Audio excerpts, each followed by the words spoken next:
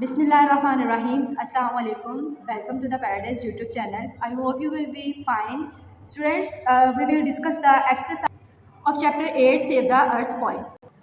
Students, first exercise जो सी है वो हमारे पास है read the given words that begin or end with the same consonant clusters. Classify the given words that begin or end with the same consonant cluster. Students इसमें वो ये बता रही है कि दिए गए अल्फाज को पढ़ें जो एक जैसे कॉन्स्टोनेंट क्लस्टर का मतलब होता है हरूफ सही के मजमूए से शुरू या ख़त्म होते हैं और इन अल्फाज को अलग करें जो एक जैसे कॉन्स्टोनेंट क्लस्टर से शुरू या ख़त्म होते हैं। Students, we have two consonant cluster. First of all, initial consonant cluster and second final consonant cluster. Initial constant cluster का मतलब है इब्तदाई हरफी मजमूए और फाइनल कॉन्स्टेंट क्लस्टर का मतलब है आखिरी हरफी मजमूए। इसका मतलब ये है कि जैसे हमारे पास जो स्टार्ट पे 3 वर्ड्स हमें दिए जाएंगे उसी को देखते हुए हमने उसकी एग्जांपल हमें कुछ दी गई होंगी उसको हमने कंप्लीट करना है। जैसे STR स्टर लिखा हुआ है तो इससे अब हमने कोई जो वर्ड देखना जो बनता होगा जैसे स्ट्रीट स्ट्रैप, SPR स्पर और यहाँ पे स्प्रिंग स्प्रिंकल। इसी तरह फाइनल कांस्टेंट क्लस्टर में आ जाता है MP है। अब यहाँ पे हमने आखिरी हरफी मजमूए को देखना है, आखिर वाले हरफ को देखना है जहाँ पे MP आ रहा होगा उसके स्टार्ट पे हमने वो वर्ड ऐड करने जिससे हमारा एक वर्ड बन जाए। MP cam lamp, ND last पे है तो यहाँ पे हम शुरू में सैंड हैंड लगाएंगे। इस तरह इसको कंप्लीट आउट करेंगे। अब स्टूडेंट्स यहाँ पे आपको मतलब एक कोई सीक्वेंस से नहीं यहाँ पे वर्ड दिए गए, आपको यहाँ पे वर्ड दिए गए हैं आगे पीछे करके। यहाँ पे आपने खुद इनको ढूंढ के इनिशियल कांस्टेंट क्लस्टर में राइट करना है और जो एंडिंग कांस्टेंट क्लस्टर होंगे वहाँ पे आपने यहाँ से देख के राइट करना है। ये आपकी एक्टिविटी है, इसको आप खुद सॉल्व आउट करेंगे। जैसे STR स्टर है तो यहाँ पे स्ट्रॉबेरी है तो यहाँ पे ये देखें ये वर्ड था यहाँ पे तो ये हमने यहाँ पे राइट कर दिया। इसी तरह स्ट्रेट है STR स्ट्रेट, यहाँ पे स्ट्रेट था STR से जो शुरू हो रहा था वो हमने राइट कर दिया। इसी तरह अब इसी तरह बेटा यहाँ पे एंडिंग कांस्टेंट क्लस्टर है, यहाँ पे लास्ट वाले वर्ड हमें दिए गए हैं। यहाँ पे हमने खुद शुरू से कुछ वर्ड ऐड करके इसको कंप्लीट आउट करना है और वो हमने खुद ऐड नहीं करने, यहाँ से ढूंढ के यहाँ पे राइट करनी है। ठीक है, जैसे band land brand hand grand stamp dam. ठीक है, ये MP लास्ट पे तो इसके हमने उसके अकॉर्डिंग। नेक्स्ट बेटा हमारे रीड द फॉलोइंग डायलॉग है। होप सो आपको डायलॉग के बारे में बहुत अच्छे से मालूम होगा कि डायलॉग हम किसको बोलते हैं। दो स्टूडेंट्स के दरमियान या दो बच्चों के दरमियान जो बातचीत हो रही होती है उसको हम डायलॉग बोलते हैं। यहाँ पे मारिया और मीरब आपस में डिस्कशन कर रहे हैं। मारिया सलाम लेती है मीरब से, अस्सलाम वालेकुम मीरब, हाउ आर यू।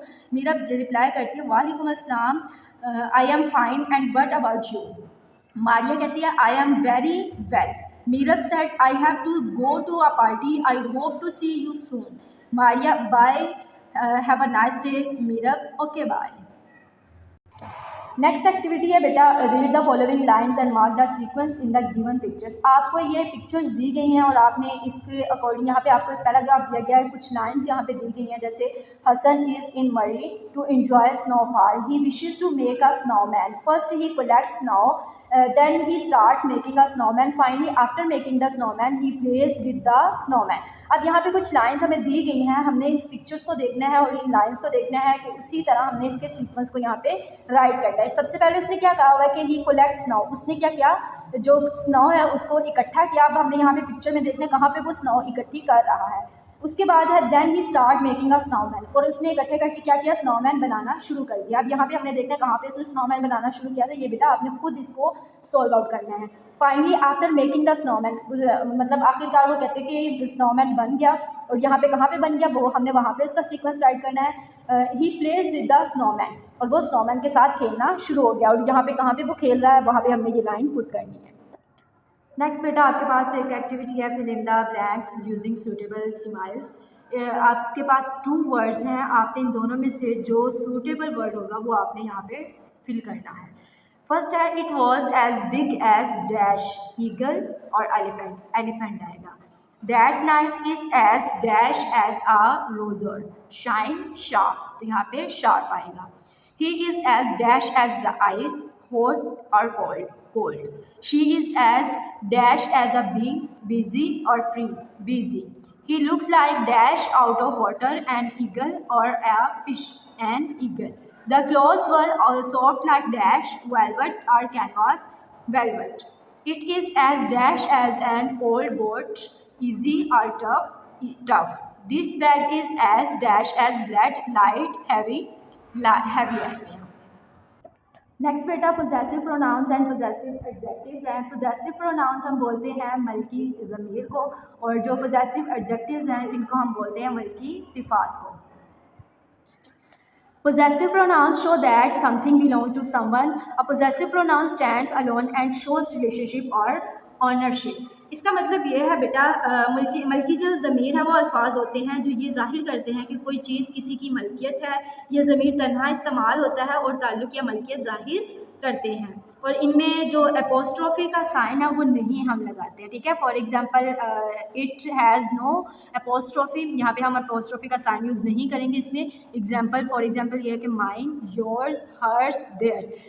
यहाँ पे जैसे योर्स में हमने कहीं ना कहीं एप्लीकेशन में लिखते हैं, लेटर में लिखते हैं, यहाँ पे हम अपोस्ट्रोफी का साइन पुट करते हैं, बट यहाँ पे हम पुट नहीं करेंगे क्योंकि ये क्या है, पोजेसिव प्रोनाउंस है।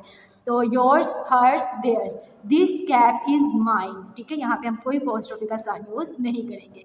नेक्स्ट है पोजेसिव एडजेक्टिव। पोजेसिव एडजेक्टिव का मीन है मल्की सिफात।